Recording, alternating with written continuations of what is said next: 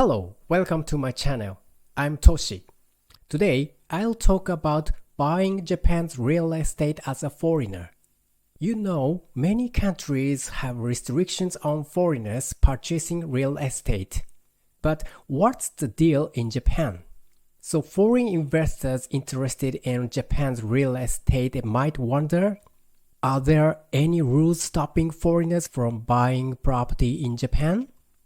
What's good and what's not so good about owning property in Japan? Can buying property in Japan make it easier to get a visa? I'm gonna give you the answer to these questions based on my experience, knowledge, specific examples. So today, I'm gonna talk about the following topics. 1. How open Japan's property market is to foreigners. 2. The upside and downside of having property in Japan. 3. How owning property can help you grow your business. I started in the real estate rental business 12 years ago, focusing on properties in regional cities in Japan. And I'm also a licensed real estate agent. If you are interested in investing in regional property in Japan, this content will be useful to you. Let's get started. First topic: how open Japan's property market is to foreigners. First, the conclusion: anyone, even foreigners, can purchase property in Japan. In many Asian countries like China, Singapore, India, Thailand, Indonesia, the Philippines, and Malaysia, etc., there are strict restrictions on foreigners wanting to invest in real estate. But in Japan, no special rules just for foreigners. You can own land and buildings just like Japanese people.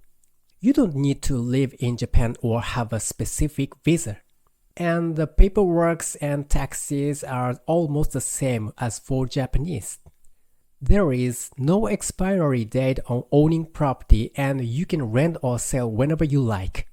Lately, with the yen's value dropping, real estate prices seem cheaper, and foreign investors are really getting into buying apartments, offices, and resort properties. Take Hokkaido's ski resorts, for example. There is a lot of foreign money going in, pushing up land prices for the past few years. Some political parties want to put rules on property purchases by foreigners, but the government hasn't laid out any clear plans for regulations. So for now, the market is wide open and foreigners can buy and sell freely as well. I had thought about investing in property in the Philippines 6 to 7 years ago. That's when I first learned that many countries outside of Japan have restrictions on foreigners buying property. So the only option there was to invest in condos. In Japan, you are free to own any kind of property no matter where you are from.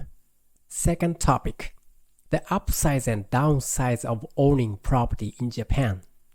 Japan's real estate market is becoming an attractive investment destination for foreign investors. By the way, what are the upsides? First up, safety. Japan is known as one of the safest countries in the world. In fact, it scores high marks in many international surveys for public safety and infrastructure. For investors, such a secure place is crucial to protect their money. Next, stability. Japan's real estate market is big, even compared to other Asian markets. Rent, occupancy, and price changes are pretty steady. This means you can expect stable profits from long-term investment. The stability is a big plus when the global economy is unshaky. Then, there is liquidity. In Asia, Japan's real estate market is really active. A big reason it's so active is because banks love lending for property. And for over 20 years, Japan has had super low interest rates on loans because of their easy money policies.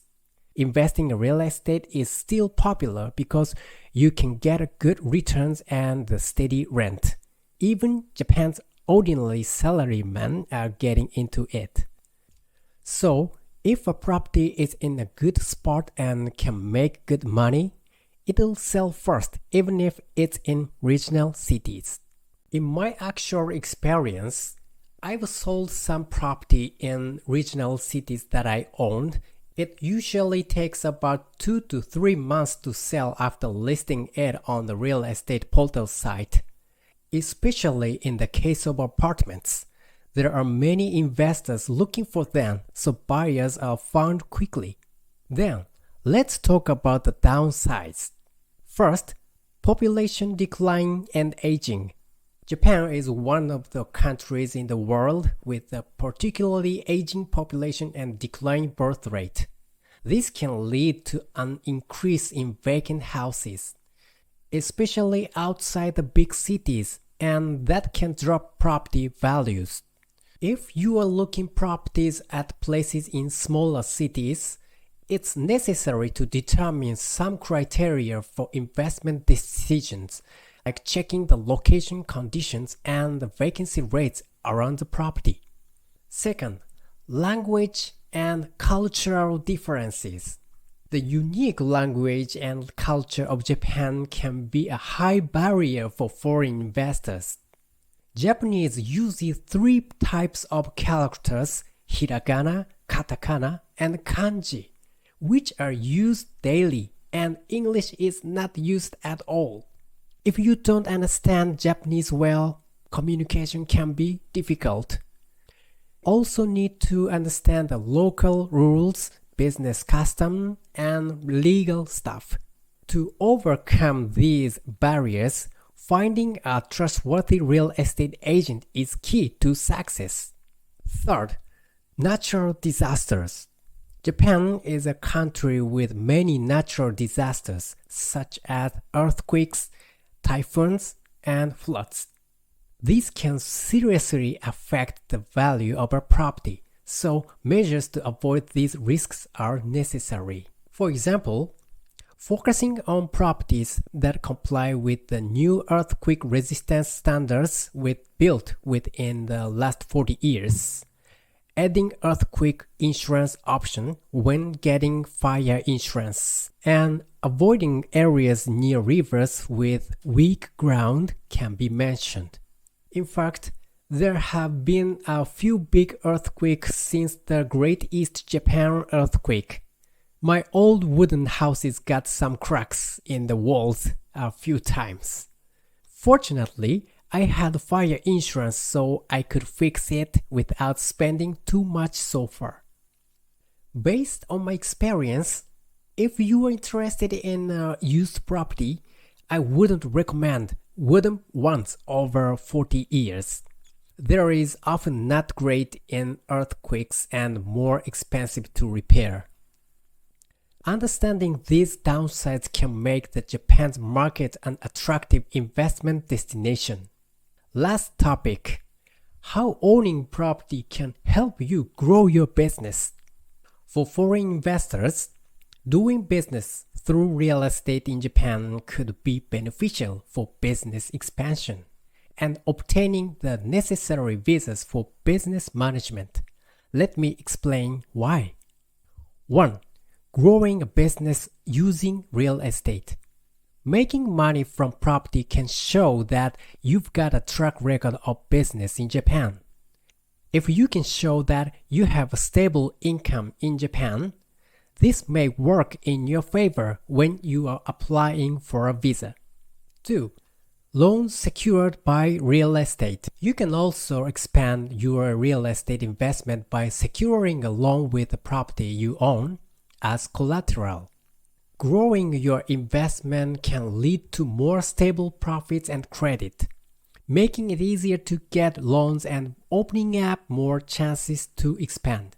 I think the big draw of real estate business is that you can get low interest loans from banks with property as security, expand the scale of your business with other one's money, and build assets even without any special skills. Government policies easing visa requirements. Recently, Japan has been making a more welcoming environment for foreign entrepreneurs. The government is even considering relaxing visa rules for entrepreneurs who have no local office or investment. There are also plans to create new visas specifically for foreign investors to support startups. Some may worry about the complexity of legal procedures for investing in Japan. However, Japan has been expanding and stepping its efforts to support foreigners. These efforts are expected to continue. The business scene is getting better, and Japan will become an even more attractive investment destination for foreign investors. Again, let me summarize what I talked about today. Japan's property market is wide open to foreigners. It's not as strict as other Asian countries. In addition, the procedures and taxes are just like Japanese people. Japan's real estate is known for being safe with stable returns and high liquidity. But keep in mind the challenges like Japan's shrinking population and differences in language and culture. Also, Japan has earthquake and other natural disasters. And remember, property can be a smart move for growing your business and getting visas. Japan's looking to back you up even more in the future. Well, that's all for today. Thank you for watching to the end. I hope you learned something new and this content was useful to you. If you have any questions or feedback, please leave them in the comment below. And let me know what you want to see next. See you next one.